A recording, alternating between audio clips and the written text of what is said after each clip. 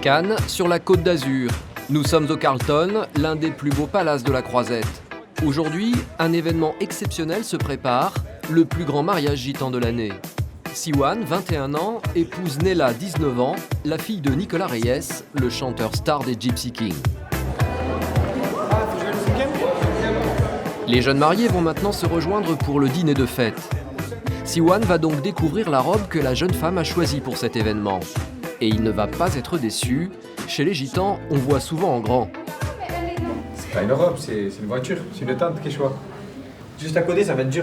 Mais je sais pas que tu prends toute la place des noms de mon père.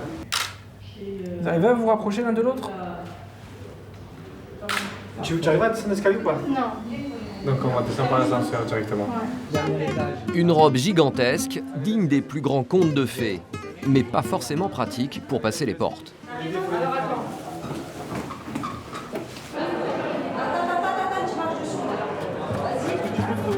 Après 15 minutes de galère, la mariée parvient enfin à s'extirper du petit ascenseur du Carlton.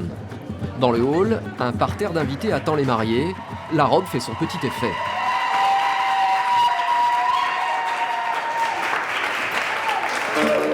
Nicolas Reyes, la star des Gypsy Kings, pose fièrement aux côtés de son gendre et de sa fille. C'est bon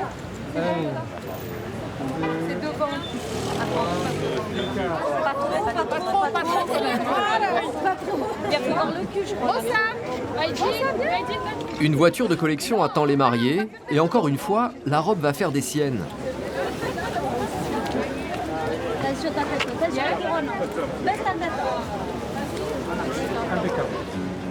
Les mariés prennent la direction du Palm Beach, le casino le plus luxueux de la ville.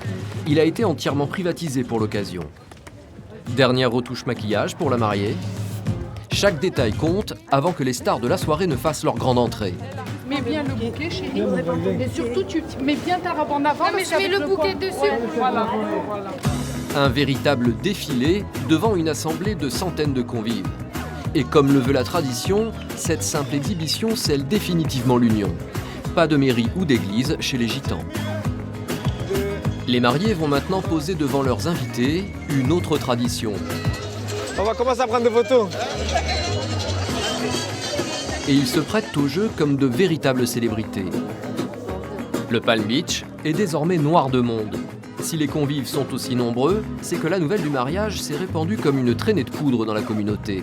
Mais surtout, chez les gitans, chacun peut venir sans invitation. Pas d'invitation. C'est du bouche à oreille. Tout le monde peut venir. Gitan ou pas gitan.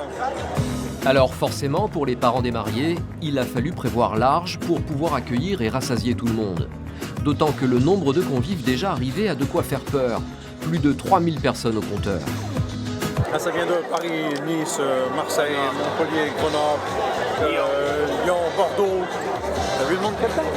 Ben oui, au moins 3000. Les familles des mariés ont donc prévu 10 000 sandwichs et plus de 1500 bouteilles de champagne à près de 30 € pièce. Soit la coquette somme de 50 000 € juste pour ravitailler les convives. De quoi faire quelques heureux dans la salle. À la santé des mariés. À la santé des mariés. Qu'ils soient heureux, qu'ils nous fassent beaucoup d'enfants. Non, pas beaucoup. 2, ça suffit largement. Après, ils arrivent à les élever après. Mais ce soir, le point d'orgue est une tradition gitane un peu particulière. Il y a quelque chose de très important qui nous attend là-bas, le mouchoir de ma cousine Germaine. Elle va présenter son mouchoir. C'est quand? C'est maintenant. Chez les gitans, les jeunes filles doivent rester vierges jusqu'au mariage. Il en va de l'honneur de la famille.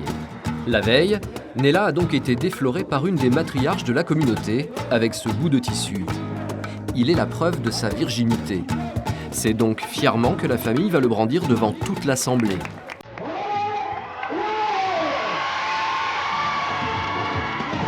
La fête peut à présent commencer. Champagne qui coule à flot, pièces montées gargantuesques et pistes de danse géantes. Chez les gitans, quand on fête un événement, on ne fait jamais les choses à moitié. Le plus grand mariage de l'année aura tenu toutes ses promesses.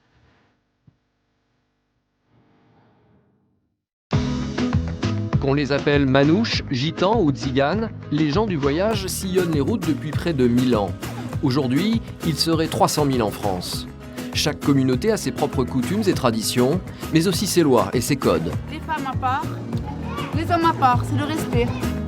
Une société restreinte qui préfère vivre en vase clos. Ici, on se marie et on vit entre soi.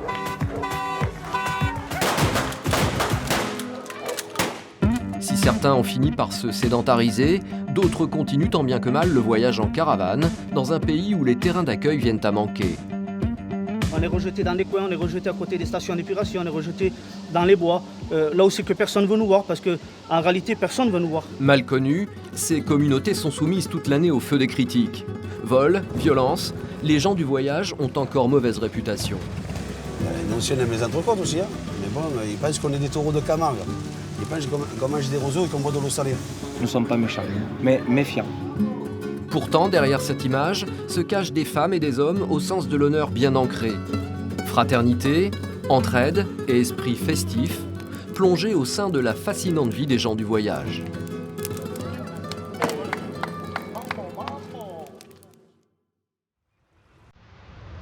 Carnon, petite station balnéaire au sud de Montpellier.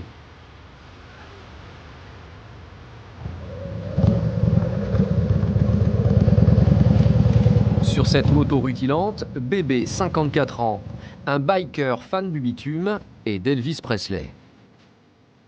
Alors c'est une Harley, une 1340 de 1992, voilà, et je l'ai faite à mon goût. Mais Bébé n'est pas seulement fan du King, il fait aussi partie du club très privé des bikers des gens du voyage. Sur ce veston, il affiche fièrement les couleurs de sa communauté, comme cet hérisson, l'emblème des voyageurs. L'hérisson c'est symbolique, qu'il y ait des voyageurs qui n'aient pas mangé d'hérisson. On va dire que c'est un peu leur plat de luxe. Depuis la nuit des temps, on a toujours mangé des hérissons. Regardez, Louis XIV mangeait des hérissons. Mais du coup, c'est quoi pour vous le hérisson? C'est un symbole. C'est quoi? Déjà, c'est une bête qui n'est pas facile à attraper.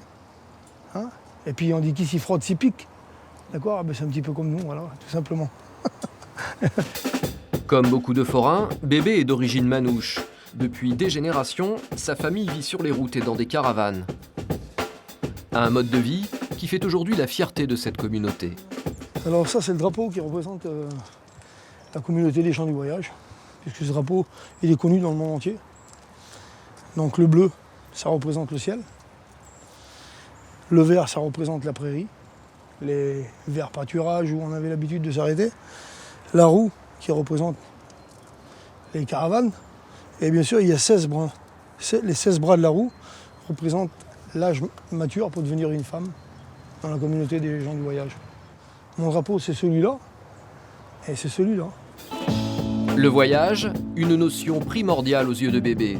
Un mode de vie que lui permet son habitat actuel. Là, on arrive, on va dire, dans ma maison. Voilà. Puisque nous, les maisons, on n'en a pas. Pour nous, une maison, c'est une prison sans rêve. Donc voilà, on est là. Bébé s'est installé sur ce terrain aménagé avec toute sa famille et une partie de sa communauté. Ici, une vingtaine de caravanes cohabitent. Ça, c'est un petit pied-à-terre qu'on a en complicité avec la mairie, donc, comme tous les forains qui sont là, où vous avez une maison, vous l'avez construite, elle est là, mais il restera. Nous, on a l'avantage de l'atteler puis de partir, vous voyez. Et puis même pour moi, pour mon travail, c'est beaucoup plus pratique, puisque je peux aller partout. Je peux aller partout, vous voyez. Je reste 2 mois à un endroit, 3 mois à un autre, 3 mois à un autre. Et voilà notre petit chez nous. Bébé partage une caravane avec sa femme. Un logement dernier cri, avec tout le confort d'un appartement moderne. Notre petite roulotte. Voilà. Donc pour rouler, elle se referme, il y a un petit couloir. Et après ça s'ouvre. On gagne quand même pas mal, parce que là il y a 1,20 m. Là il y a 1,20 m, ce qui fait qu'on récupère, sur la longueur, on va récupérer 20 mètres carrés à peu près. Là, on va dire que c'est un petit modèle. Mais ça nous suffit à nous. Et là, c'est la chambre, voilà. Bon, c'est une petite chambre, hein, vous voyez. Ça, c'est toute ma petite famille. Alors, Jackson, ça c'est Elvis, mon fils. Charline, Gina, ma femme, et Priscilla. Et là, j'ai tous mes petits-enfants. Voilà, j'ai 7 petits-enfants. Les plus grands aux plus petits. J'ai le plus petit qui a 1 an, et le plus grand qui a 15 ans. C'est très important la famille chez vous, non? Bien sûr. Et on vit pour quoi? On travaille pour quoi? Pour la famille. Car chez les gens du voyage, la famille n'est jamais loin. À quelques mètres de son campement, Bébé retrouve sa fille et son gendre installés dans une caravane. Forains eux aussi, ils participent aux différentes foires de la région. On dit pas bonjour à son père. C'est la plus vieille de la couvée. Voilà, 33 ans, c'est l'aîné. Donc voilà, c'est Messon. Messon, mon petit-fils. Messon, cache-toi pas. Ah bon, voilà. Il a 15 ans, c'est le plus vieux de mes petits-enfants. Voilà. Et sa famille, Bébé en est très fier. Depuis des générations, ils se transmettent un patrimoine exceptionnel. Ça, c'est mon grand-père, qui était à Valeur de Sabre. Il avait sa baraque, oui, sa baraque, c'était celle-là. Géo, l'homme qui défie la mort. Là, il avait tous ses sabres. Il faisait l'homme enchaîné, il faisait la Valeur de Sabre. C'était les stands qu'il y avait avant. Ça, c'est des danseuses. Ça, c'est ma grand-mère. Ça, c'est ma tante. Ça, c'est mon père. Voilà. Et là, c'est la roulotte de ma grand-mère maternelle. C'est ma grand-mère et mon grand-père maternel. Et la petite, c'est ma maman. C'est une histoire de famille. Exactement. Les fêtes foraines. Voilà. Vous êtes posé la question de savoir si vous alliez être forain plus tard ou c'était une évidence pour vous? Non, on va dire que c'est un petit peu inné, on va dire. On était les 4 garçons, on arrivait sur une fête, on voulait pas que mon père il nous aide à monter les manèges. On voulait plus que notre père il travaille, qu'il nous regarde, qu'il soit fier. Et puis nos enfants, c'est pareil, les petits-enfants, c'est pareil. Mon petit-fils a sa barbe à papa déjà. C'est pour l'apprendre à travailler. Et pas question de chômer chez les forains. Bébé va encore devoir reprendre la route. Mais cet après-midi, le fan d'Elvis a troqué sa Harley pour ce gros 4x4 américain. Le King. Je peux pas passer une journée sans écouter Elvis. Ça, c'est Elvis. Simple Fool. Quand t'écoutes ça, t'as tout de suite envie de rouler. Imagine-toi ça. Là, c'est les States.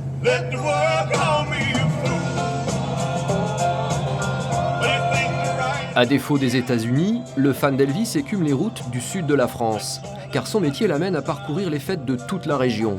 Il est mandaté par l'État pour vérifier les manèges. Le vérificateur, c'est de s'assurer que les métiers sont aux normes et ne comportent pas de danger par rapport au public.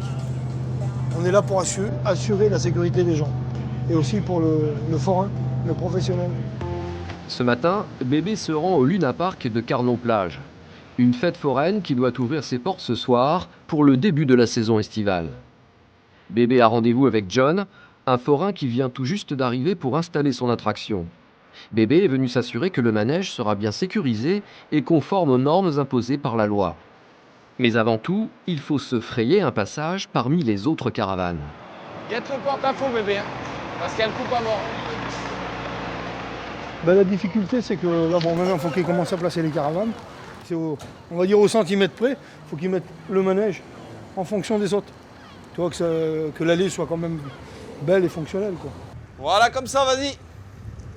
Allez. Allez, pousse. Recule. Ah, si t'es arabe, là-bas. Elle pousse, ma fille. Là, c'est bon? C'est pas trop compliqué comme exercice là, tout ça? Non, ça va, on a l'habitude. Le plus compliqué dans l'histoire, c'est le créneau improbable qu'ils vont devoir faire avec cette énorme remorque. John est un retardataire, il n'a plus le choix de son emplacement, les autres forains ont déjà installé leur manège. Il va donc devoir composer avec la seule place restante. Ah, il y a de l'organisation, parce qu'en fait, la SMI du manège fait 14 mètres, et il y a 15 mètres. Il n'y a qu'un mètre de rampe, il faut faire un créneau, et c'est pas une voiture, donc c'est un peu plus compliqué.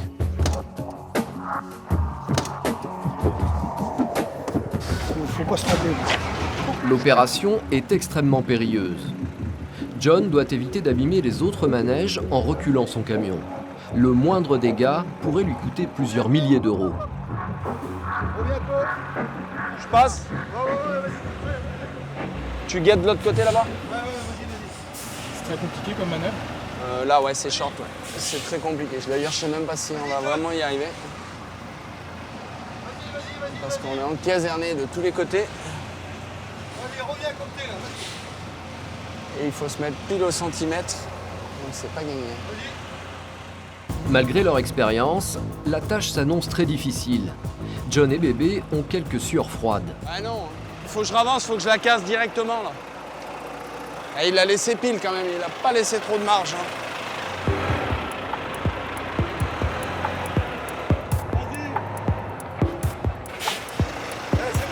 Je reste comme ça. Hein. Alors ça, c'est des mètres forains, hein.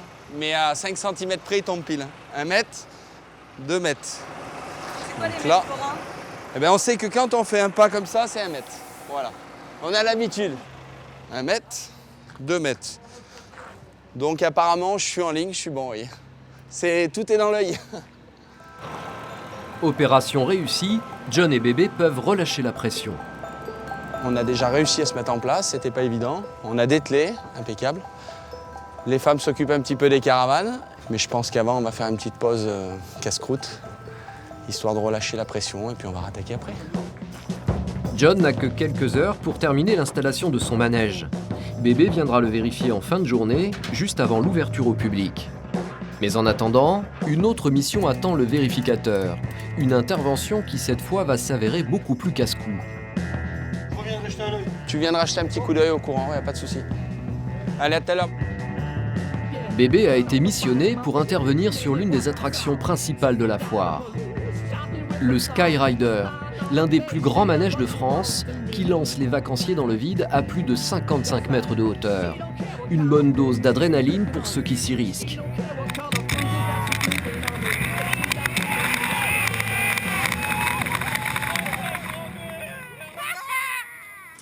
Ah, c'est tout mon outillage pour les contrôles. Là, je prends mon harnais, je vais monter sur ce poteau-là, sur celui-là, puis je vais aller en haut, à la cime du Sky. À quelle hauteur ça? 55 mètres. On peut avoir le cœur bien accroché. Ah ben, il vaut mieux. Il vaut mieux de l'avoir le cœur bien accroché. C'est votre quotidien ça, Bébé? Ah, c'est mon quotidien. On va pas dire que je fais ça tous les jours, mais je le fais assez souvent. Voilà. Là, je suis prêt à l'emploi. C'est donc muni d'un simple harnais et sans aucun filet de sécurité que Bébé se lance à main nue dans l'ascension de ce pylône.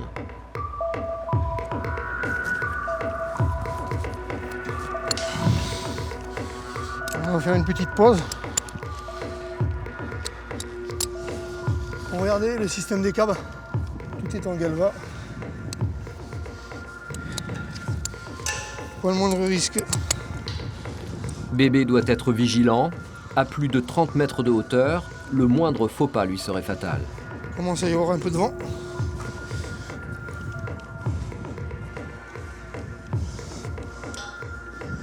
Voilà.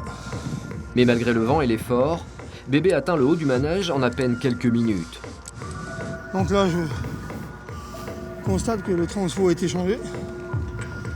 Voilà, impeccable. Tout est nickel. Bébé est satisfait, tout est réglementaire sur le manège. Mais pas question pour lui de redescendre tout de suite. Il en profite pour admirer la vue. Voilà. Et là, on est au bout. On voit les salins, les aiguilles mortes et toute la fête foraine. On va redescendre. Ça représente un petit footing. Il vaut mieux avoir des bons mollets, des bons bras. Et surtout, un bon mental. C'est donc en toute tranquillité que le colosse va parcourir en sens inverse les 55 mètres qui le séparent encore du sol. La roue paraît tout petite. Allez, dernier étage.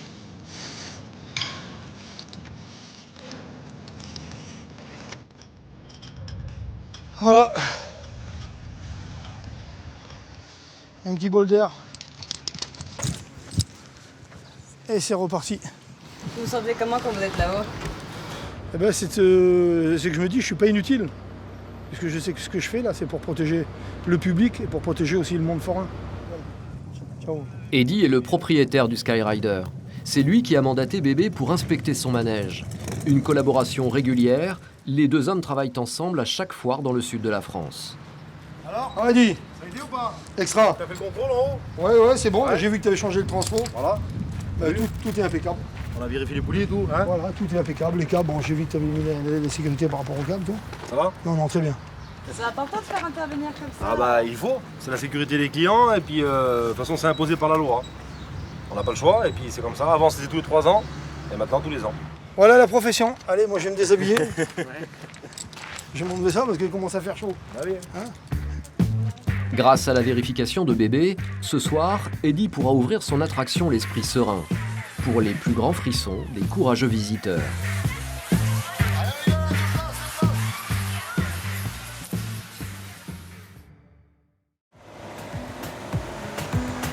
John, le forain, est lui toujours à pied d'œuvre. Il ne lui reste plus que quelques heures pour installer son manège, le Coco Bongo. Avec ses parents, sa femme et ses 2 enfants, ils vont passer l'été dans cette fête foraine. Mais pas question que toute la famille se mette au montage, car chez les forains, chacun son rôle. Hommes et femmes ne participent pas aux mêmes tâches. Tu m'aurais aidé, ça serait déjà fini, parce que tu vois, le fil, il se serait pas emmêlé si tu aurais tiré l'autre bout. Tiens. Pas question donc pour Angélique, la femme de John, d'aider son mari. C'est un travail d'homme, ça? Oui, c'est un travail d'homme. C'est quoi votre travail à vous? C'est m'occuper des enfants, faire le ménage, m'occuper du linge, tout ça.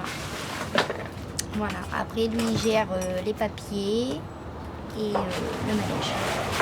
Vous alternez jamais? Non. Pourquoi? Parce que il sait pas faire ce que je fais et moi, je sais pas faire ce qu'il fait. Donc du coup, c'est comme ça.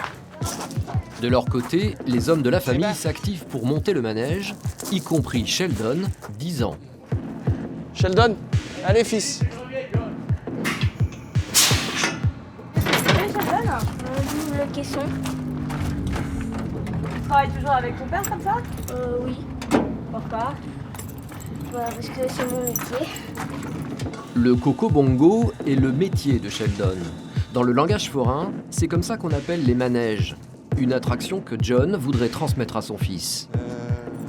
Ce métier, à la base, on l'a fait faire pour lui. Pas maintenant.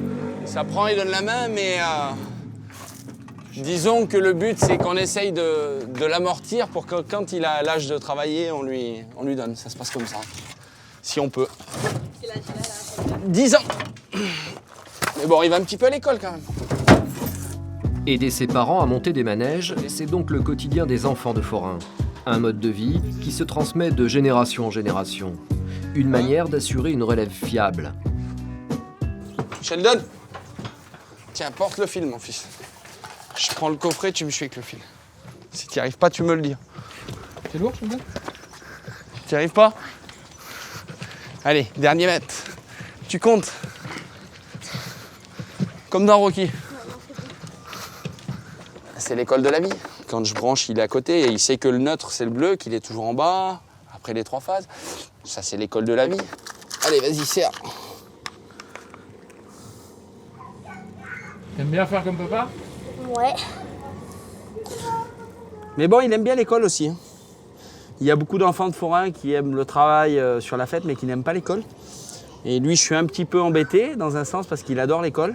C'est un bon élève, il est...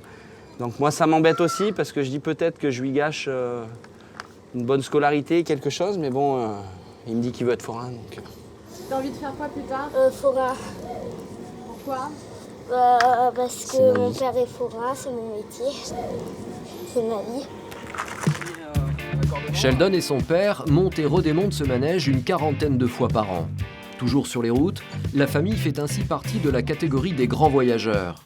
Une vie mouvementée qu'Angélique a parfois du mal à supporter.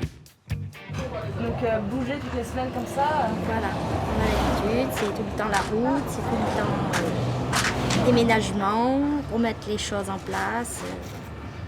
Vous aimeriez vivre dans une maison? Des fois on en a marre, oui on aimerait. Surtout pour les enfants, pour l'école, tout ça, ça serait bien. L'année dernière, Sheldon a changé d'école 6 fois dans l'année. Et si les enfants de voyageurs sont baladés d'école en école jusqu'au CM2, une fois le collège arrivé, la loi ne leur permet plus de changer d'établissement au cours de l'année scolaire. Ils sont alors obligés de suivre des cours par correspondance, une solution pas toujours très adaptée. Les cours par correspondance, je suis pas sûre. C'est dur, hein. Comment voulez-vous que des petits, en recevant des feuilles, Sache, Si on fait venir un professeur, je crois que c'est 20 € de l'heure. Conséquence, un grand nombre de forains arrêtent l'école très jeunes. J'ai été que en CE2, je crois.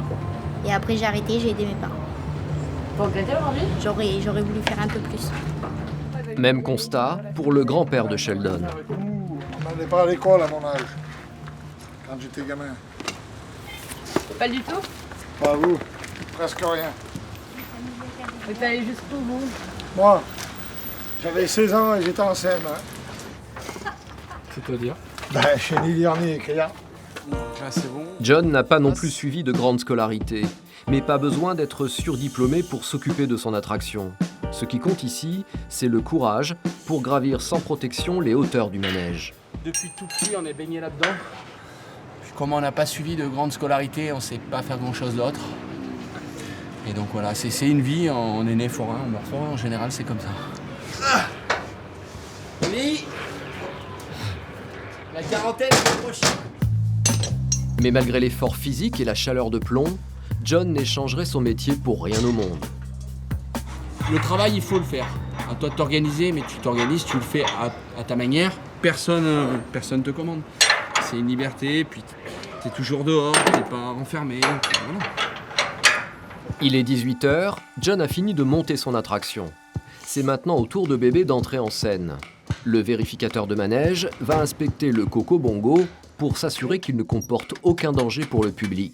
Premier test, la vérification du bon fonctionnement de cette nacelle destinée à faire grimper les clients à plusieurs mètres de hauteur. Si cette dernière est enrayée, John ne pourra pas ouvrir ce soir.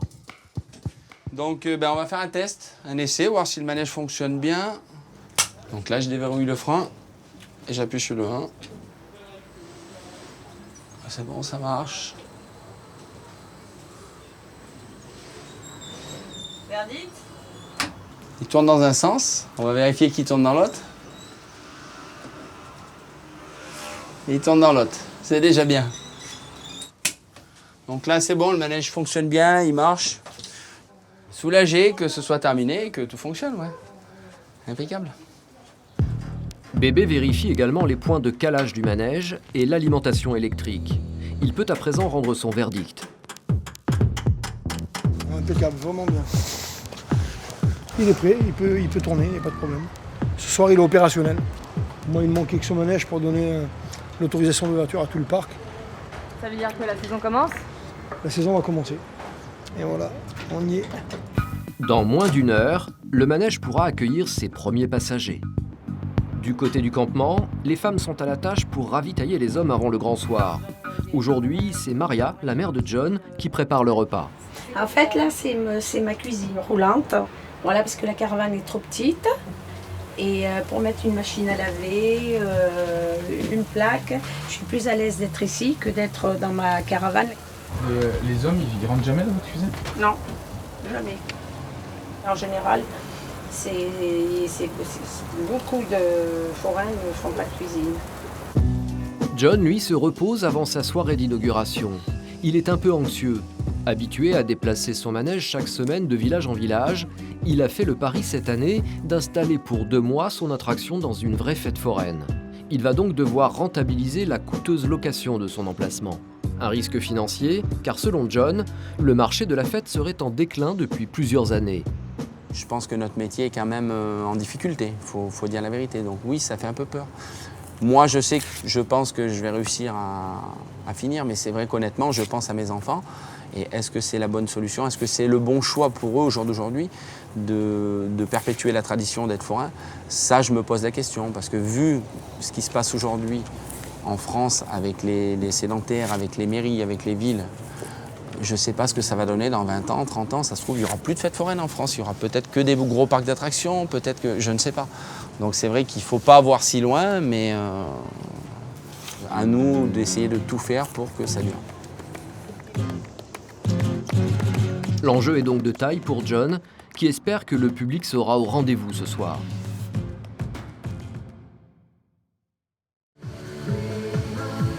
Il est 21h et la fête foraine de Carnon est ouverte depuis 2 heures. Mais pour le moment, les allées sont quasiment vides. Allez, prenez vos places pour le tout premier tour, vite, vite. Dans sa petite cabine, John prend sa voix des grands soirs pour tenter d'appâter le peu de clients qui a daigné venir. Tout le monde peut y aller s'asseoir pour le premier tour, première soirée, bien sûr, à Carnon. Allez, c'est le tout premier, c'est le meilleur. Après une demi-heure, il arrive à convaincre cette jeune vacancière. Le hic, c'est qu'elle est pour l'instant la seule cliente à vouloir se lancer dans l'aventure. Elle prend place à côté de Sheldon, qui attend lui aussi depuis des heures pour faire un tour. C'est bien de faire un premier tour avec au moins une dizaine de personnes. Pour que les gens qui passent disent « Ah, c'est intéressant, il y a du monde, voilà. » C'est le truc. Mais bon, le problème, c'est quand il y a très peu de monde, s'il y en a 3-4 qui prennent un ticket, qui s'assoient, vous ne pouvez pas les faire poireauter pendant un quart d'heure, quoi. Ils en ont marre, ils veulent faire leur tour. Finalement, après 15 minutes d'attente, John doit se résoudre à faire partir le manège. Mais avec 2 personnes à bord, niveau ambiance, c'est le fiasco. C'est le tout premier, c'est la toute première. Ce soir, c'est les meilleurs. J'ai rien entendu, vous êtes prêtes? Est-ce que ça va comme ça? Mais à la sortie, la jeune vacancière ne semble pas déçue. Le manège à sensation forte a quand même fait son petit effet. C'était bien. Ça secoue un peu. À quelques mètres de là, les enfants de John ont eux profité du manque d'affluence pour prendre d'assaut les attractions voisines. Et même s'ils sont habitués des manèges, Sheldon et Peyton s'éclatent comme des petits fous. Ils sont comme les autres enfants, ils aiment la fête. Donc ils essayent tous les manèges. Pour les enfants de forains, les manèges sont complètement gratuits. Mais si Sheldon et Peyton ont réussi à tirer profit de la situation, John lui fait plutôt grise mine pour cette première soirée d'ouverture. La recette de la soirée n'excède pas les 40 €. On a fait très peu de clients, je ne sais même pas si on a fait une dizaine de clients. Mais bon, c'est le jeu, hein. Je savais que ce soir il n'y aurait pas grand chose. Vivement que ça commence, parce que c'est vrai que perdre des soirées comme ça à faire 30 ou 40 €, c'est pas amusant, quoi. C'est l'été, hein, juillet-août, c'est là où on doit en mettre un petit peu de côté pour l'hiver. Hein. John a encore 2 mois devant lui pour faire le plein de clients et remplir sa caisse. Mais la saison s'annonce compliquée. Rendez-vous à la fin de l'été.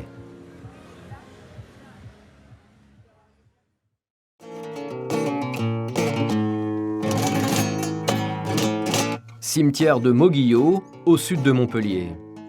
Ce matin, Bambo Bayardo est venu rendre hommage à cet homme, Manitas de Plata. Découvert dans les années 60, Manitas de Plata est le plus connu des guitaristes gitans. En 30 années de carrière, il a vendu plus de 93 millions d'albums. Un surdoué qui reste une icône vénérée.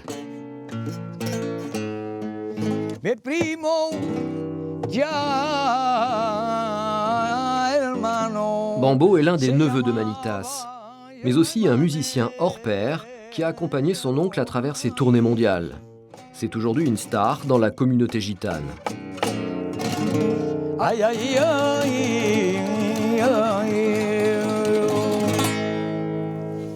Toute ma vie, je l'aurai dans mon cœur, toute ma vie, jusqu'à ma mort. Rien qu'on voit sa photo, on dirait qu'il me sourit, qu'il est content de me voir. C'est vrai en plus. J'ai passé plus de temps avec Manitas qu'avec mon père. Alors il représentait mon père, Manitas. On peut dire que c'est mon père aussi. Hein. C'est mon oncle, mais c'est mon père en même temps. Ah, les deux. En espagnol, Manitas de Plata signifie les petites mains d'argent. Un surnom attribué par ses premiers fans, ébahis par les prouesses techniques de ce musicien gitan. C'était une musique sauvage, c'était pas une musique avec les tempos, les notes, non. C'était sauvage. D'un coup, il y avait la pluie, d'un coup, il y avait le soleil, d'un coup, il y avait l'orage. Et il faisait tout, et tout ça qui venait de la tête, mais il le faisait à la perfection. Il était né pour ça, pour la scène, ce mec. Enfin, ce mec, mon oncle, quoi. Grâce à cet aïeul talentueux, Bambo a pu rencontrer les plus grandes stars, écumer les plateaux télé et surtout populariser cet art gitan aujourd'hui encore adoré des foules. Comme le prouve le succès de Kenji Girac.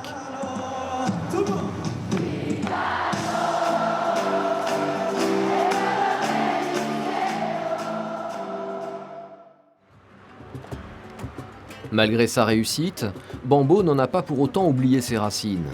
Si aujourd'hui il vit dans un joli appartement de Montpellier, il retourne régulièrement dans un quartier qui lui est cher, celui où il a grandi. La cité 100% gitane de Montebérou, nichée au sud de la ville. Le maire, les gens qui s'occupent de la mairie, ils ont fait des cités gitanes. Parce que les Français, s'ils vivent avec les gitans, ne vont pas comprendre la mentalité. Ils ne vont pas comprendre. Parce que bon, un Français, ça dort à 8 heures parce que demain, ça travaille. Et un gitan, à minuit, il chante dehors encore. Alors c'est pour ça que ça ne s'accorde pas, quoi. L'objectif premier de la municipalité dans les années 70, c'était donc d'offrir un cadre de vie aux gitans souhaitant se sédentariser. Mais si l'idée partait d'une bonne intention, la réalité a vite rattrapé les habitants. Située à l'extérieur de la ville et loin de tout commerce, la cité est vite devenue un véritable petit ghetto. Pourtant, les gitans ont appris à y vivre, le plus souvent à l'extérieur, un mode de vie hérité de celui de leurs ancêtres voyageurs. Et là, les gens vivent dans des caravanes ou dans des maisons? Non, ils vivent dans les maisons, mais quand il y a des caravanes sur le côté, vous voyez là, c'est parce qu'ils sont une famille nombreuse. Si tu en as deux autour de mariés, ils ont des enfants, ils ne peuvent pas vivre tous dans la même maison. Alors, comme ils ont un bout de terrain qui s'appartient à personne, ils se mettent dans la caravane, ils mettent un couple là, un couple là. C'est fini les gitans en caravane qui traversent toute la France? Ah là oui. Ici à Montpellier, c'est des gitans qui habitent là, ils sont sédentaires maintenant. À chacune de ces visites, Bambo est accueilli comme une véritable star. Tu m'invites à manger ou pas? Ah, c'est quand tu veux, là. Quand tu veux. Tiens, merci. Car à Montebérou, la musique est une véritable religion. Et ici, les plus jeunes ne jouent pas au ballon rond, mais à la guitare.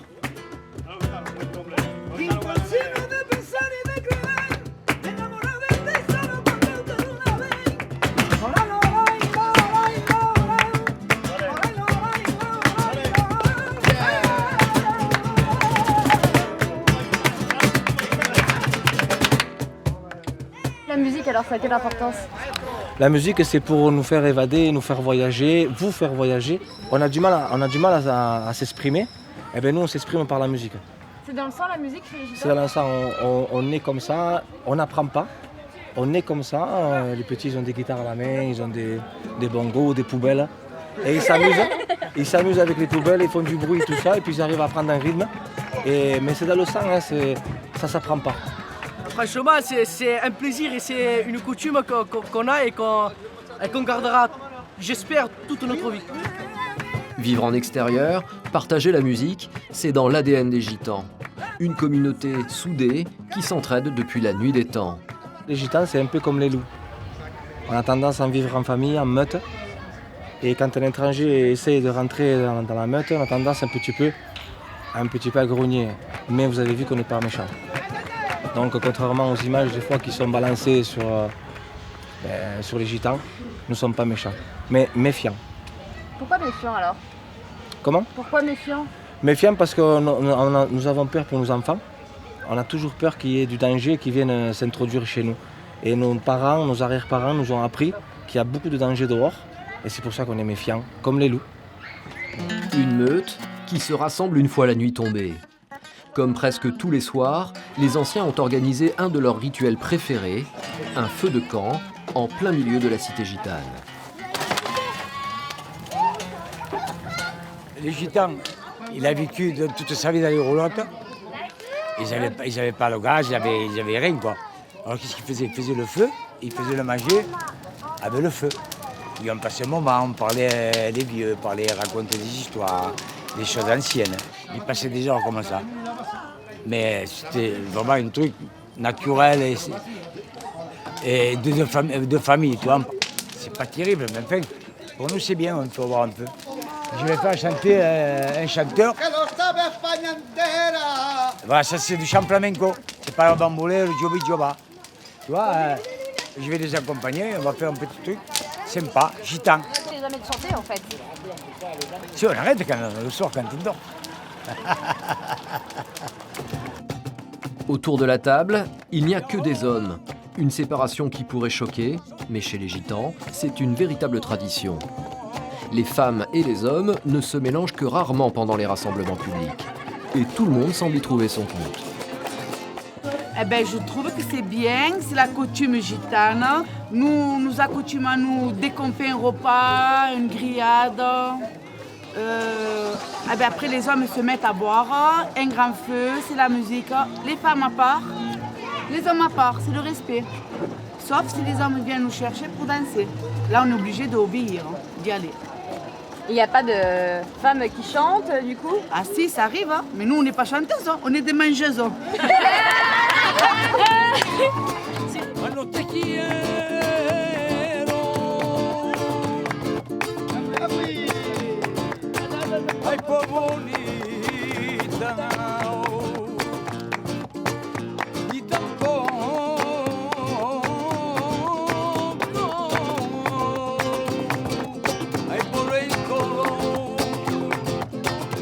Ce soir encore, les gitans de Montpellier auront partagé une soirée typique de leur culture.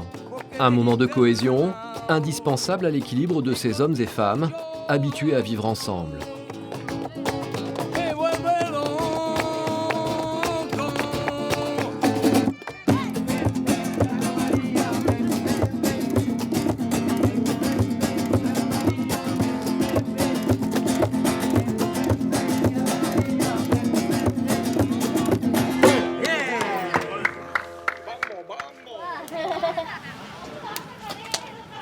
Le cœur, c'est très important. Parce qu'on a tous le même truc.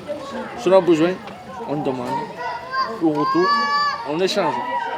Mais chez nous, c'est pas méchant, mais on échange. C'est-à-dire qu'on n'a pas confiance, reste entre c'est ça. Voilà.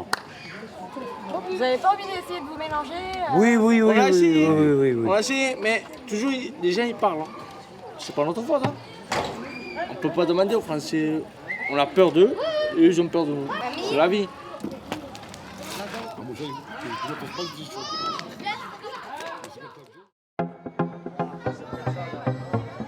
Le lendemain matin, à Montebérou, l'heure est encore à la fête.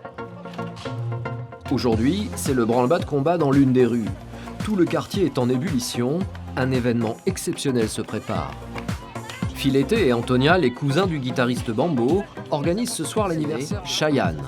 L'adolescent va fêter ses 15 ans, un événement de taille dans la communauté des enfants rois. Ce soir, c'est l'anniversaire de mon fils. Il fête les quel âge ce soir? 15 ans. Nouvelle chanteuse par 15 ans, il fait. Est-ce que 15 ans, c'est un âge spécial C'est là qu'il mûrit. C'est là qu'il mûrit, ils sont plus grands, maintenant ils sont jeunes hommes. Et voilà. Vous avez beaucoup investi pour cet anniversaire? Beaucoup. Non, pas. Il a investi une quinzaine de briques. Hein. Vous avez investi 15 000 € ce soir. Un peu plus, ça fait 15 000 €. Alors nous, tu sais, on n'achète pas des maisons, on n'achète pas des villas, des terrains. Qu'est-ce qu'on fait? On s'amuse, on fait l'anniversaire, on fait le mariage, on gaspille beaucoup d'argent, on fait régaler le monde. Voilà. Et après, s'il y a plus de sous, ben, on ira faire la ferraille, hein, ou la guitare. Hein, voilà. 15 000 €, la somme est impressionnante. Mais chez les gitans, l'argent ne compte pas quand il s'agit de faire la fête. Si Filetté a investi autant, c'est qu'il a prévu de recevoir beaucoup de monde. Il y a beaucoup de monde qui va arriver. Combien de personnes? Je ne peux pas savoir, mais il y a beaucoup de monde. On n'invite pas, nous. T'inviteras, tu fais un baptême, je viens. Moi, je fais un baptême au mariage, tu viens. Je n'ai pas besoin de t'inviter. Tu invites un étranger. Mais la famille, elle n'invite pas. Les amis, vraiment les amis, on ne les invite pas. Et comment vous faites s'il y a des gens que vous ne voulez pas inviter, mais qui viennent quand même alors... Ah ben, ils sont bien reçus, on nous reçoit bien, ils mangent, ils boivent, ils font ce qu'ils veulent. Voilà, c'est comme ça les gitans. Les gitans, c'est comme ça. Et pour satisfaire qui voudra, Filetté et sa femme n'ont pas lésiné sur les moyens. Ils ont donc fait appel à un traiteur privé. Tonia, vas-y, il dit à Paul, tu fais dans les pompiers, il y a les poulets qui viennent. Vas-y, vite, les poulets vont venir. Pour être sûr de rassasier tout le monde, Filetté a mis le paquet. Plus de 75 poulets et 100 kilos de pommes de terre ont été commandés pour l'occasion. 75 de poulets. On a offert 7 poulets de plus, à mon avis. Combien de personnes on peut nourrir là? Par contre, après un poulet pour 4 personnes, donc ça fera aux alentours de 300 personnes. Ça fait pas mal de monde. Vous avez l'habitude d'avoir ce genre de commande? Ouais. Donc la communauté de voyage, ouais. Pas mal. En général, ça tourne aux alentours d'une centaine de poulets, 100, 200 poulets. Pour aller jusqu'à 800 personnes. Un camion réfrigéré a aussi été spécialement loué pour l'occasion. Ouvre-moi ce trésor. Il fallait que j'ouvre le trésor. À l'intérieur, une véritable caverne d'Ali Baba. Des sodas, mais aussi des dizaines d'alcools forts et surtout une cinquantaine de bouteilles d'un célèbre champagne, à plus de 40 € pièce, soit environ 2000 € de marchandises. Il y a le champagne, il y a du vin, il y a de tout. Il y a des gâteaux, le manger. Et les lingots d'or, ils sont? Et là-bas au fond. Ah, d'accord. Du renard aussi. Ouais. Pour accueillir tous ces convives, pas une minute à perdre. Les hommes de la famille sont déjà à la tâche pour installer un maximum de tables. Il y a un petit problème, on a plus de table. Non, c'est pas grave, vas-y, plus de table. On va s'arranger. On va trouver ça. Pendant que les hommes s'activent pour préparer les lieux de la fête, les femmes, elles, sont en train de se pomponner. Car chez les gitans, l'apparence est primordiale. Les femmes se doivent d'être sur leur 31. Lola, 13 ans, est la petite sœur de Cheyenne. Pour qu'elle soit la plus jolie pour l'anniversaire de son frère, ses parents ont fait appel à une maquilleuse professionnelle. Pourquoi vous vous faites maquiller, c'est important? T'avais ça, mon frère. Et chez nous, il faut toujours être belle. Comme un mariage. Mariage, il faut être maquillée aussi. Mais nous, les anniversaires, maquillage, baptême et tout, c'est pareil. Et les femmes, elles sont toujours coquettes comme ça? Toujours. Elles adorent les dessins, des petits arabesques, des petits liserés sur le visage. Qu'est-ce qu'on vous demande le plus? Strass et paillettes. T'avais une idée de ce que tu voulais ou pas? Je vais demander à ma mère. Lola ne peut pas décider toute seule de sa coiffure. Même si l'enfant est roi chez les gitans, les parents restent les véritables décisionnaires. Antonia, la maman, est donc appelée à la rescousse. Je fais comme ça là, mais pas tellement ramassé, léger. Avec des boucles, voilà, avec des boucles ou avec les plaques? Bouquet, non? Ouais, c'est plus joli. Tu sais, je veux la coiffer un peu comme toi. Là. Voilà. C'est la maman qui décide toujours, hein? Ah oui. Pourquoi? Parce que c'est moi que je l'ai mis au mandat. Elles ne font jamais rien sans l'autorisation des parents. Pour ça, elles ont beaucoup de respect pour leurs parents. Lola est à présent relookée à la mode gitane. Talons aiguilles, robe criarde et maquillage prononcé. Même les petites filles se la jouent femme fatale. Si l'ambiance semble pour le moment légère, Antonia, la mère de famille, reste sur le qui-vive. Ce soir, elle attend de ses convives une attitude irréprochable.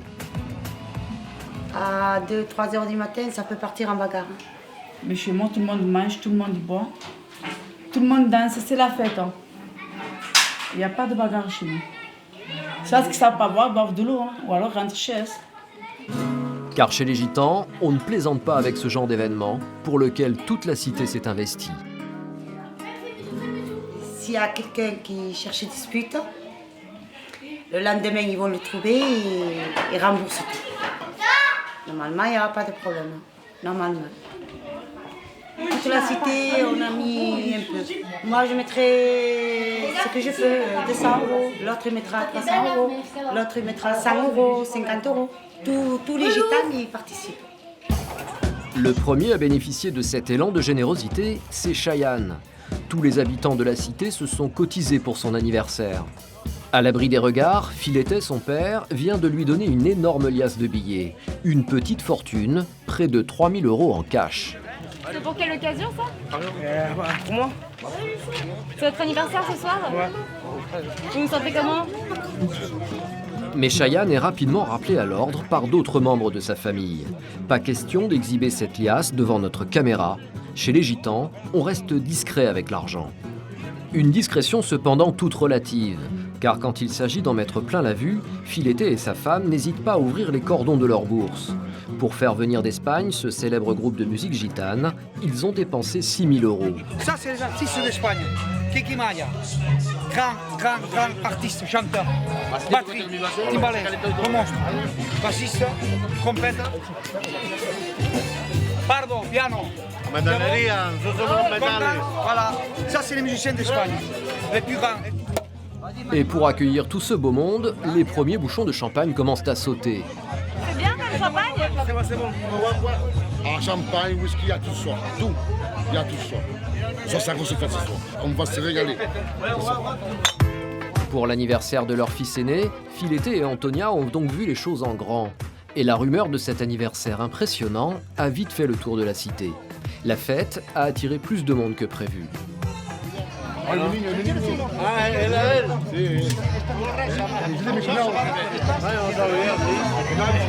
Il y a des gens que je ne connais pas, moi non plus, hein, que des amis ont invité, que des amis, et il y a des gens que je ne connais pas. D'un ami à l'autre, un ami, on est tous amis, quoi. Tous copains, il n'y a pas de... C'est la tradition gitane. Si les invités commencent à s'entasser, Cheyenne, lui, est assuré d'avoir une place. C'est le roi de la soirée. Entouré de sa garde rapprochée, le jeune gitan trône fièrement à cette table d'honneur. Il y est traité aux petits oignons, et ce soir, tout lui semble permis. Malgré son jeune âge, champagne et alcool fort accompagnent son repas. Si Cheyenne et ses amis bénéficient d'un traitement de faveur, il n'en est pas de même pour tous. Les femmes ont déserté les grandes tablées et mangent debout dans un coin à part. La coutume gitane veut en effet qu'elles cèdent leur place aux hommes quand la foule est trop nombreuse. Et c'est aussi elles qui s'occupent du service. Prends celui-là d'abord. Prends celui-là. Ouais, c'est pas le moment, je suis très énervée. Sans poivron, ça rien, j'avais dit. Alors que la fête bat son plein, les femmes ont encore une dernière mission à accomplir. Remettre en état la piste de danse pour que tous puissent s'y déchaîner jusqu'au bout de la nuit. C'est la piste pour la danse, là. Ils ont mangé, maintenant il faut y aller. On m'a dit que les gitans ils sont sales. Non, ils sont pas sales. Regardez, la preuve. Les hommes ne ramassent pas. On n'a pas le droit, c'est les femmes. C'est les femmes. Et aux hommes, vous n'avez pas le droit. Bon, on n'a pas le droit. Des fois, oui, mais plus les femmes que nous. Voilà. Une tradition que les gitanes semblent prendre avec philosophie. On m'écrit comme ça. Finalement, les femmes vont pouvoir rejoindre les hommes pour une soirée endiablée. Même les plus petits sont autorisés à fumer la chicha et à boire de l'alcool. Chez les gitans, la fête n'a pas de prix ni de limite.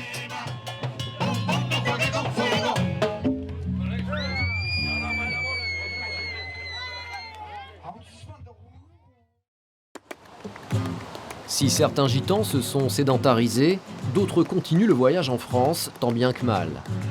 Selon la loi, les communes de plus de 5000 habitants doivent disposer de terrains pour les gens du voyage.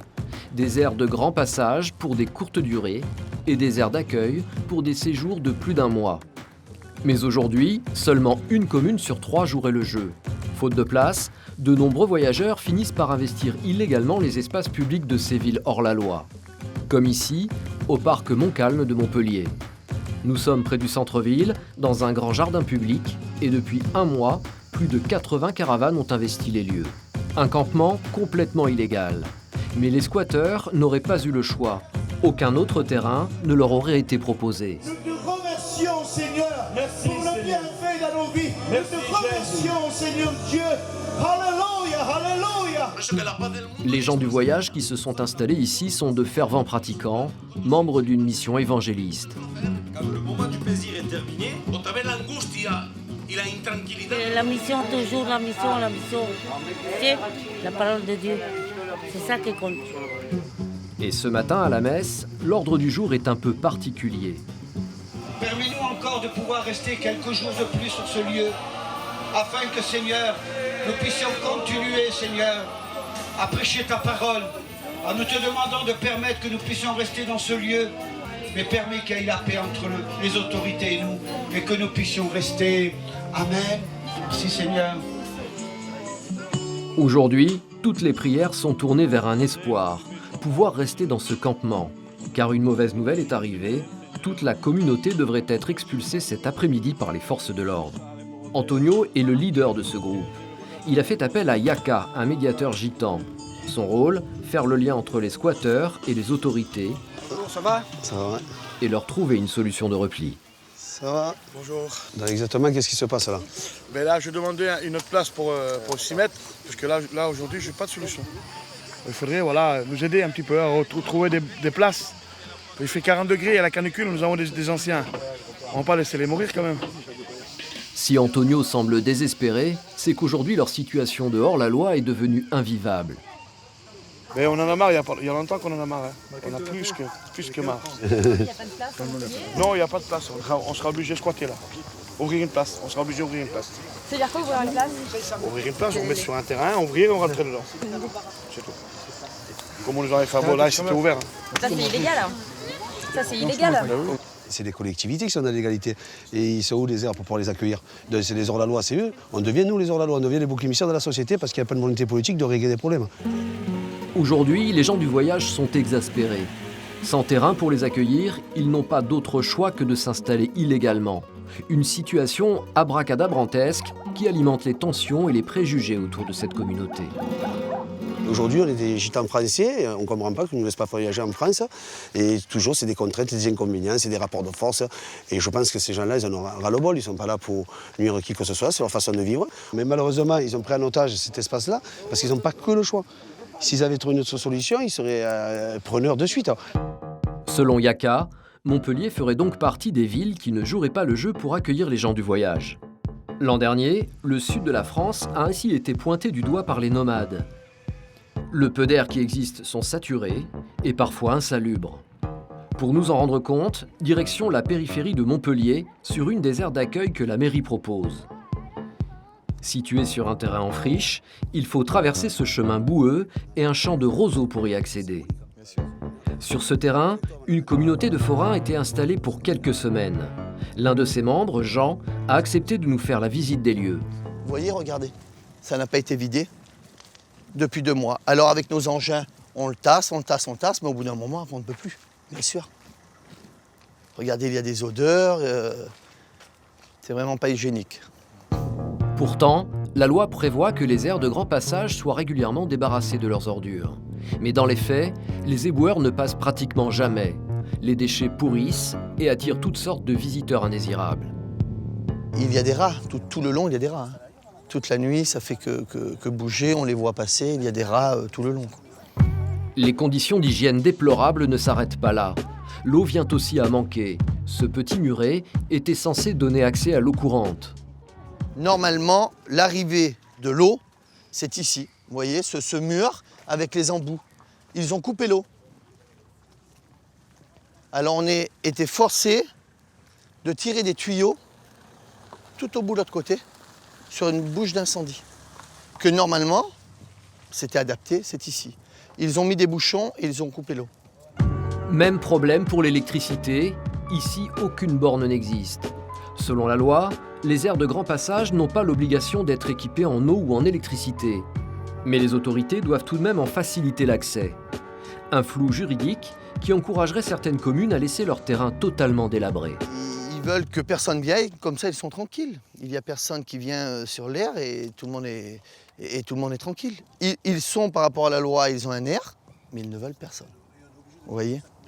Vous avez l'impression qu'on vous considère comment là quand on vous propose ce genre de terrain? Oh ben, pour des moins que rien. Pour des moins que rien.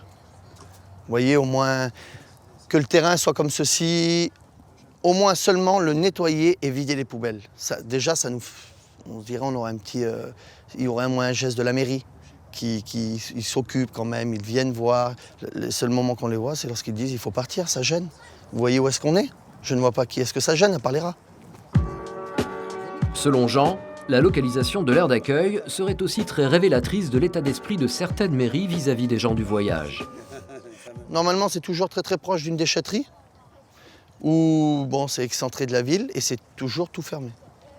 Donc soit des murets, soit grillages, soit comme là, c'est des buttes de terre tout autour. Pourquoi c'est fermé comme ça? Bien pour camoufler, parce que les gens ne veulent pas voir ce qui se passe à l'intérieur.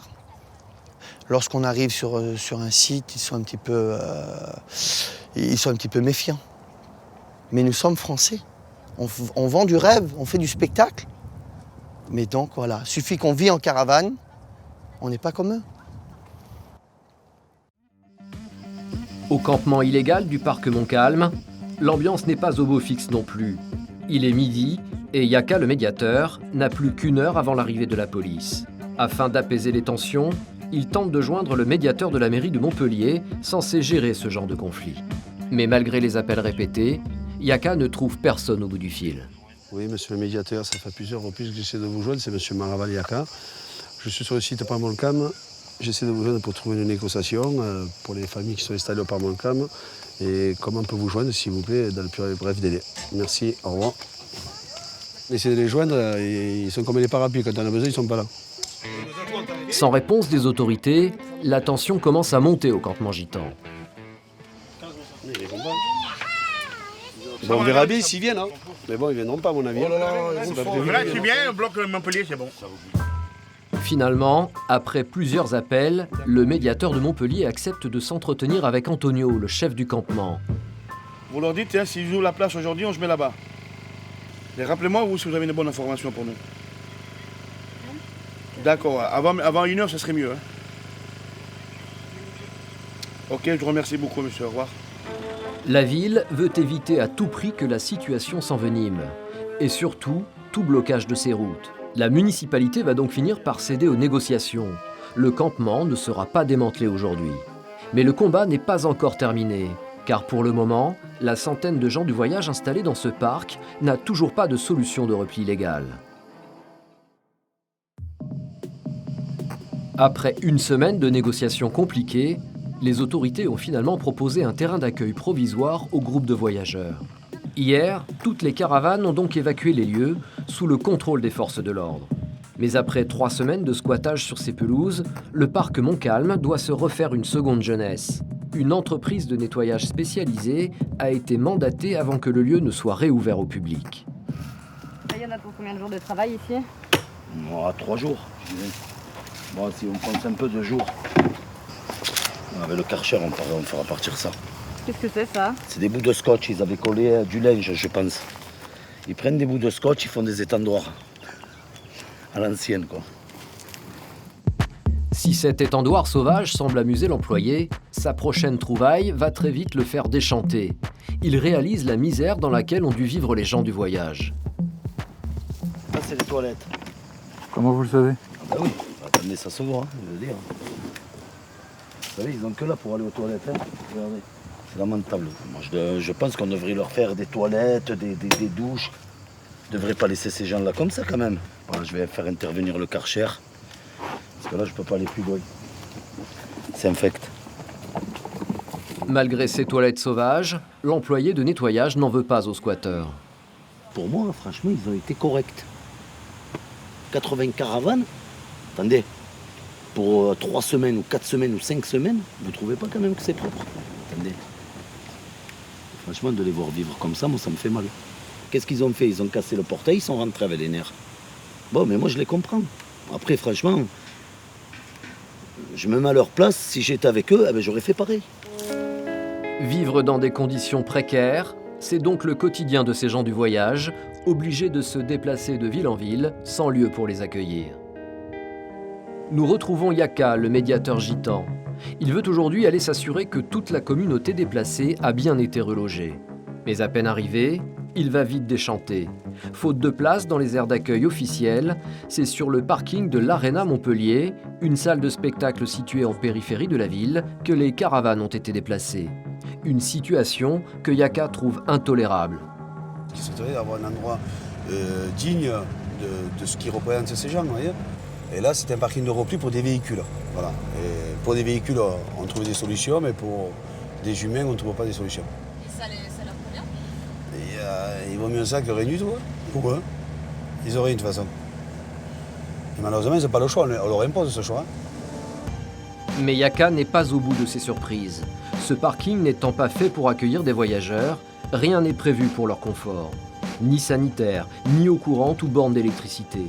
Habitués à ce genre de situation, les voyageurs se sont donc illégalement raccordés à des bouches à incendie ou sur des tableaux électriques d'entreprises environnantes. Des installations de fortune qui peuvent être extrêmement dangereuses. Les systèmes électriques par terre, ils sont obligés de faire à la débrouille, vous voyez. Heureusement qu'ils s'improvisent électriciens et pompiers. Je sais pas comment ils font, hein. Puis c'est dangereux pour les enfants et tout. Puis c'est la zone inondable, hein. Donc là, on vous a proposé un terrain qui est en fait une zone inondable. Oui, carrément. Pour nous, il n'y a pas de risque. Hein. Non, mais oui, c'est normal pour les gitans. Ils pensent qu'on est des taureaux de Camargue. Ils pensent qu'on mange des roseaux et qu'on boit de l'eau salée. Et on arrive à la planète Mars, on n'est pas des humains, on est des martiens. Si certains doivent patauger dans la boue, d'autres caravanes ont-elles un emplacement pas plus envieux, en plein milieu du parking, à même le bitume. Les hommes préfèrent rire de leur sort.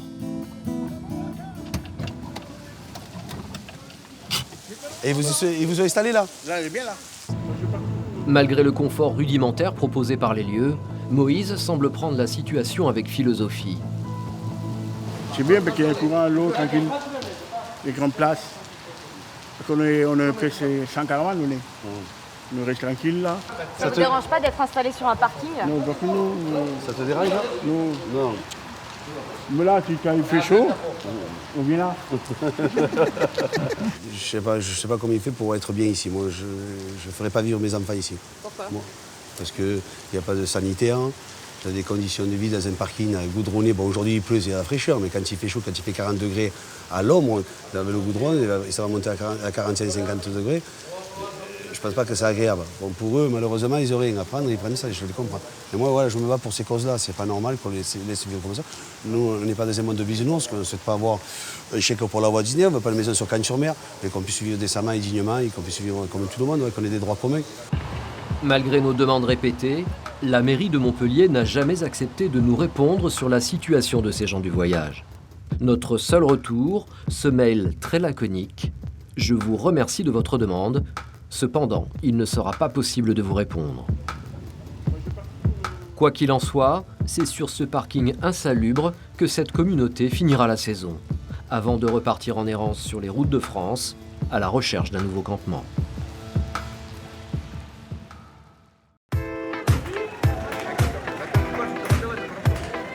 Montebérou, la cité gitane de Montpellier. Aujourd'hui, tout le quartier est en fête, car il s'apprête à recevoir un événement de taille. Un mariage 100% gitan. Billy est le père de la future mariée, et il est fier d'annoncer la grande nouvelle à tout le monde. Ce soir à 7h, hein. Faut être autour de la salle, hein. Moi, j'y serai. Bon, ben ça va. Allez. Le futur beau-père, là. Au bambo. Alors c'est la fête ce soir. La future mariée, c'est elle, Aurélia. À 19 ans, elle est la dernière fille de Billy à quitter le domicile familial. Et parmi les siens, elle fait figure de retardataire. Car chez les Gitans, on peut se marier dès ses 14 ans. Une coutume ancestrale, même si aujourd'hui une chose a changé, la future mariée peut choisir son prétendant. Avant les anciens, les vieux, c'était les parents qui décidaient. Malgré des fois qu'ils ne se connaissaient pas, les filles des enfants. Et j'étais obligé de passer par là. Ça a évolué quand même. On n'est plus le temps des sauvages. Si les jeunes gitanes n'ont plus à subir d'unions forcées, il y a une tradition ancestrale qui, elle, n'est pas prête de changer. La jeune fille se doit d'être vierge pour son mariage. Et ça, Aurélia l'a bien compris. Si une fille a la mauvaise réputation, ben, c'est pas facile pour elle. Même pour se marier ou quoi. Ouais. Une fille avec une bonne réputation, ben, c'est bon. Le père il est fier d'elle parce qu'il n'y a pas de critiques, elle n'est pas salie. Et ils disent que c'est une bonne fille, une fille bien. À l'abri des regards, Aurélia va maintenant aller s'habiller pour sa cérémonie. Faire honneur à ses parents, c'est l'objectif de tout jeune gitan. Ce soir, Aurélia passera sa première nuit avec son mari dans une caravane offerte par la famille. Elle passe donc ses dernières minutes dans la maison familiale. Billy est très ému, il sait que sa fille ne lui appartiendra bientôt plus. Alors, ça te fait quoi de la voir comme ça? Qu'est-ce qui se passe? Sa petite fille s'est transformée en femme. Billy en reste bouche bée. Là, c'est le chaos total. Oui. Ah, c'est une beauté quand même, hein. Mais ça impressionne, hein. Aurélia va à présent parader devant toute la cité. C'est aussi ça la culture gitane. S'exhiber aux yeux de tous, ça fait partie d'une cérémonie réussie. Elle est belle, ouais. Et maintenant, il faut attendre le mari qui arrive. Et le mari ne va pas se faire attendre longtemps. Silvio, 20 ans, fait une entrée fracassante dans cette superbe berline de luxe. À la rencontre de sa femme, mais surtout de Billy. Car comme le veut la coutume, le marié est d'abord accueilli par son beau-père qui va officiellement lui offrir sa fille. Chez les Gitans, les jeunes femmes ne connaissent que 2 domiciles, chez leurs parents, puis avec leur mari. Là, c'est le départ de ma fille, oui. Ouais, c'est comme ça, c'est la vie. Hein. Et lui là, il me l'a volé. Par cette passation, les deux jeunes gens sont officiellement mariés. Pas de cérémonie religieuse, ni de passage devant la mairie. Aux yeux de la loi gitane, Aurélia et Silvio sont désormais un couple, tout ce qu'il y a de plus officiel. On y va. Là, c'est toute la famille qu'on démarre. Ça commence. Après la classique séance photo, c'est à la mode gitane que l'union va être célébrée. Les hommes ne vont pas hésiter à tirer des coups de fusil en plein milieu de la foule. C'est la tradition, oui. Quand y a le mariage, c'est la tradition de la famille. Hein. C'est en long cortège que tous les invités vont maintenant prendre la direction d'une grande salle louée spécialement pour l'occasion.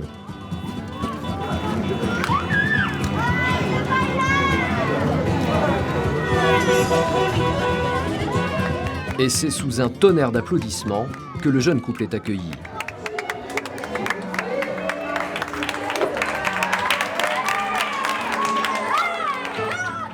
Au menu ce soir, pas de caviar ou de pièces montées. Chez les gitans, c'est la convivialité qui prime. Tradition gitane oblige donc, les invités se régaleront d'une paella géante. Mais ce n'est pas le repas qui a attiré en nombre les invités ce soir. Ce qu'ils attendent tous, c'est de pouvoir danser. Des gens qui s'amusent jusqu'au bout de la nuit, c'est le signe d'un mariage réussi. Les femmes vont danser. Toutes les filles viennent vont danser. Les femmes viennent aussi vont danser. Sur la piste, il y en a un qui va devoir donner de sa personne. Silvio, le jeune marié, doit danser avec toutes les femmes de sa famille. Une marque de respect pour symboliser son entrée dans un nouveau clan.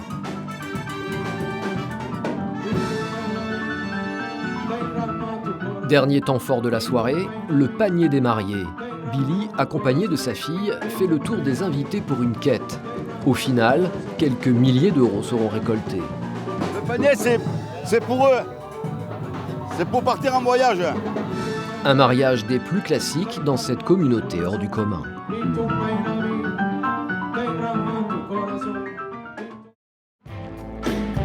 Retour à Carnon, au campement de Bébé, le forain manouche. Comme tous les soirs, l'homme se rend sur le port de cette petite station balnéaire. Depuis 5 ans, sa famille y installe chaque été un carrousel pour enfants et un stand de churros. Eh ben, on va voir du côté du carrousel et des churros pour voir sur le port si tout se passe bien. Ce soir, il y a une petite soirée, il y a un petit bal, comme on disait avant, mais ça existe encore ici. Tous les gens ici, c'est la famille. Ici, Bébé connaît tout le monde. Lui et sa famille sont les seuls forains. Les autres commerçants sont des sédentaires natifs de la région. Pourtant, la cohabitation est parfaite. Les gens ici, c'est sympathique, c'est familial. C'est des commerçants, on est tous ensemble, on s'entend. Moi j'ai un manège, eux ils ont des magasins, mais c'est pareil. Pour la glace, ça. La photo, quoi. Ça va? Nickel, attends, là-bas, vert. Bébé, lui, ne travaille pas au manège et au stand de churros. Ce sont sa fille et son gendre qui gèrent les commerces. Mais en bon patriarche, il vient régulièrement faire le point. Ma fille va au churros et mon gendre se remet à la caisse du manège. C'est une histoire de famille.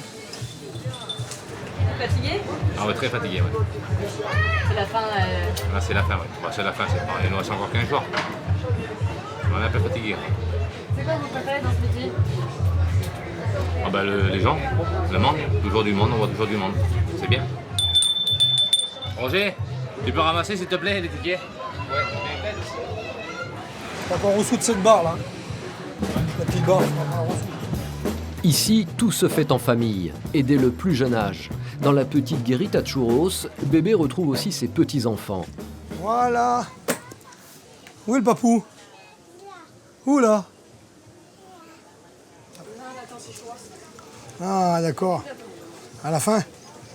Assis-toi là. Dis bonjour. Bonjour.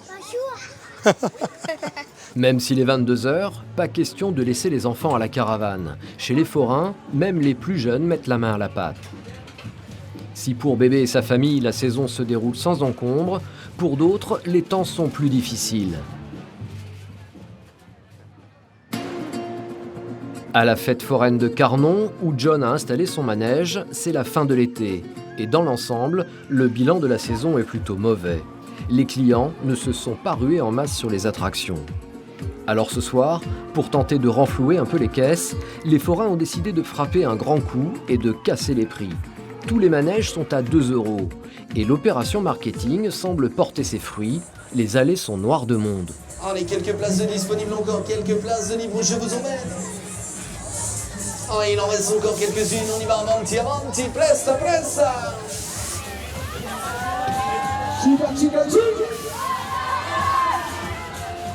Cette fois-ci, le manège de John est plein à craquer. Ce soir, le forain est déchaîné. Il n'hésite pas à sortir au micro ses slogans les plus racoleurs. Levez les mains, ça fait pousser les seins, les filles. Mais malgré le monde, sa recette de ce soir ne suffira pas à rentabiliser sa saison au Luna Park de Carnon. C'est un carton plein là, John? Carton plein, on dira pas ça, mais on dira que c'est une bonne soirée.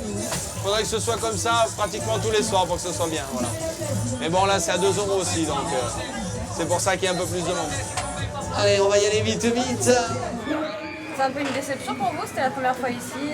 Oui, c'est un petit peu une déception parce que bon, je m'attendais pas à des miracles, mais je m'attendais à mieux quand même.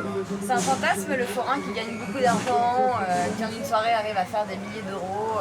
Ça, c'est une légende. Il y en a qui font plus d'argent. C'est sûr, évidemment, si vous avez un manège où vous pouvez monter 50 personnes, comme on dit nous, un manège avec 50 places, et un manège avec 12 ou 15 places, eh bien, la différence se fait vite. C'est logique. Après, des milliers d'euros, ça n'existe pas, ça. Demain, le Coco Bongo sera entièrement démonté. John et sa petite famille repartiront à nouveau sur les routes, à la conquête des petits villages de province.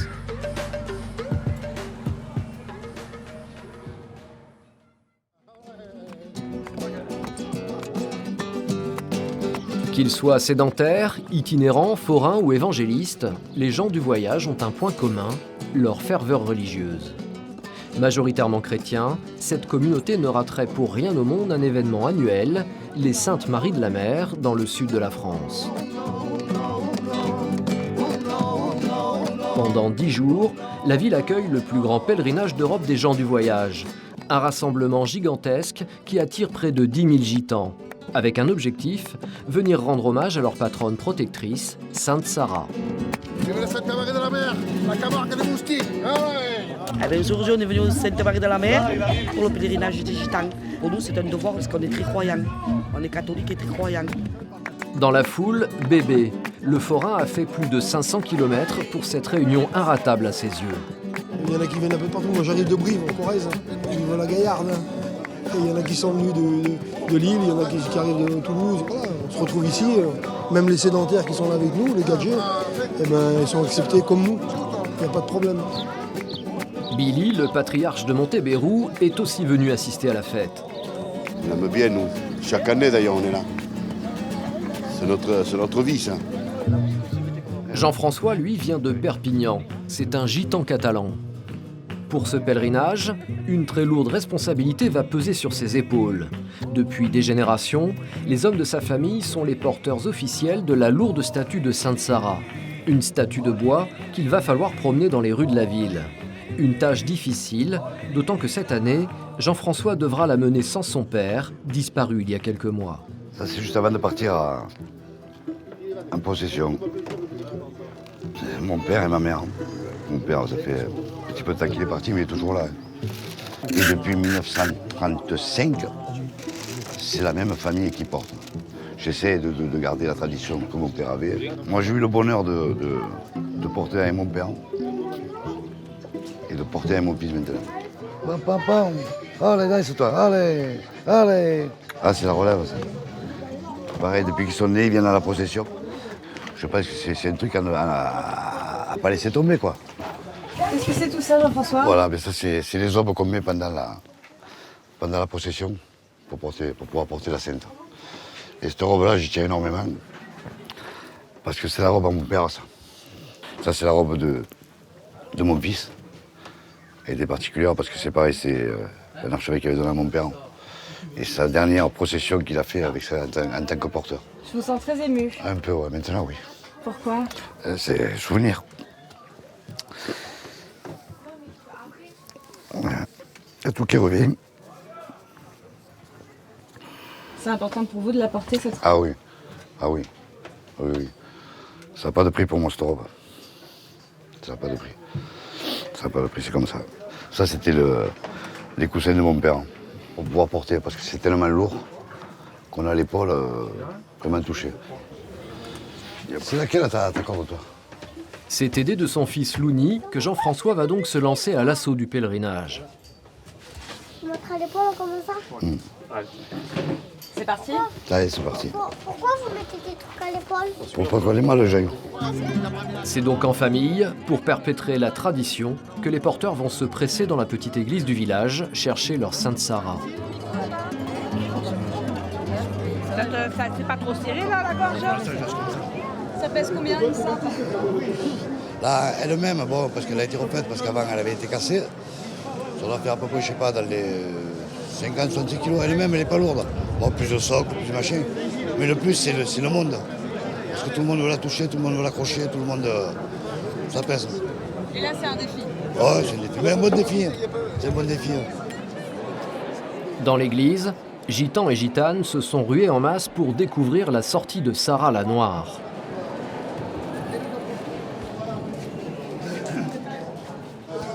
Conformément à la tradition, des femmes ont recouvert la statue avec une cinquantaine de robes multicolores et de nombreux bijoux, ce qui ne fait que rajouter à son poids. Juste écarter un petit peu, s'il vous plaît. Malgré tout, Jean-François et son fils doivent maintenant sortir leur sainte patronne de sa petite crypte et se frayer tant bien que mal un chemin parmi les fidèles. S'il vous plaît, tenue de recueillement. Vous les voyageurs, vous le savez, l'Esprit de Dieu nous accompagne où qu'on soit. Depuis des siècles, nos prières résonnent. Mais avant de débuter la procession, passage obligatoire par la bénédiction. Une messe durant laquelle sont bénites des fleurs que les gitans garderont après comme symbole de protection. Pour Jean-François, c'est la première messe sans son père. L'homme est ému aux larmes, tout comme son fils Louni.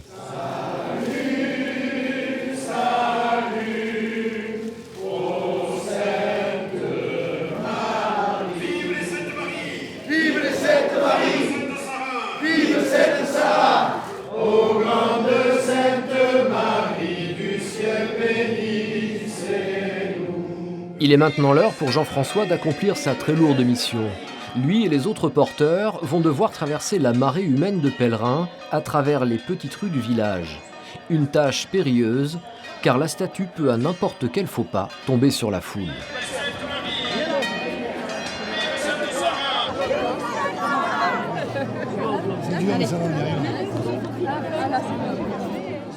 Au bout de quelques minutes, c'est déjà la bousculade générale autour de Jean-François. L'homme ne doit pas craquer. Ah bah ici, là! Tous les fidèles veulent toucher la sainte statue de Sarah la Noire. La progression est une véritable épreuve pour Jean-François. Il finit même par passer la main. Il n'y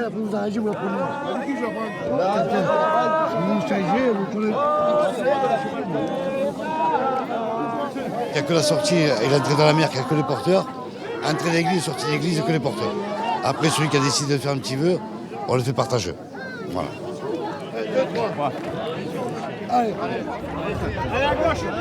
Après 1 heure et seulement quelques centaines de mètres parcourus, les porteurs approchent enfin de la mer.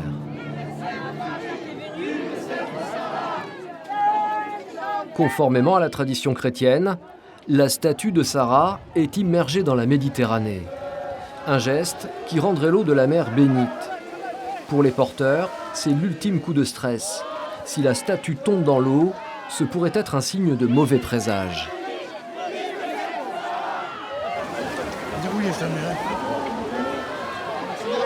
La bénédiction est terminée, mais pas la galère de Jean-François. Avec son fils, ils vont devoir revivre le même périple et remonter Sainte Sarah jusqu'à sa crypte. Mais par dévotion, les gitans sont prêts à tout, et ce n'est pas bébé qui dirait le contraire.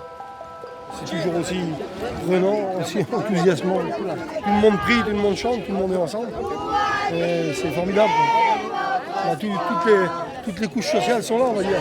Et toutes les ethnies. On a des gitans et des manouches un peu de partout. C'est un très beau pèlerinage qui se termine cette année. On aimerait que ça continue. On est dans la fête, on veut que ce soit la fête, parce que c'est un pèlerinage et une fête aussi.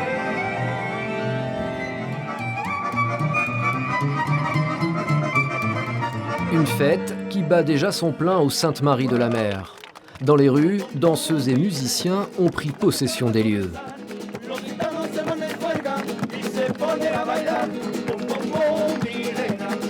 Ce soir, des milliers de gitans célébreront la fin du pèlerinage en musique. Et jusqu'au bout de la nuit, le petit village résonnera au son des chansons tziganes.